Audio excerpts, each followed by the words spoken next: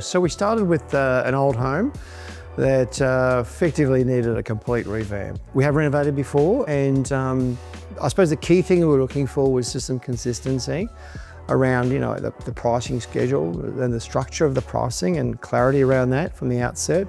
We're very close in the end into where we started and expectations there.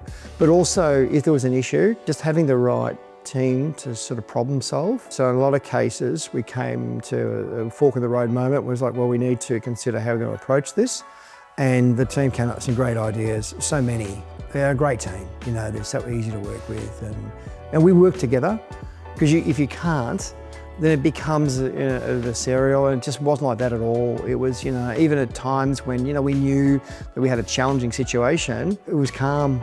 It was a very calm and measured way that we worked together. And that's not necessarily because of us, it was just that was the way it was. Came with plans to Envy, and even those weren't quite accurate. So their team helped shape that. Peak of the roof out here needed to be adjusted on the basis of what the builder could see and what the architect didn't pick up, right? And so we're talking well into the project, right, which was interesting and handled beautifully, right? So I think had we had gone with Envy to begin with, concept, drawings right through and design, it would probably save 6 months minimum.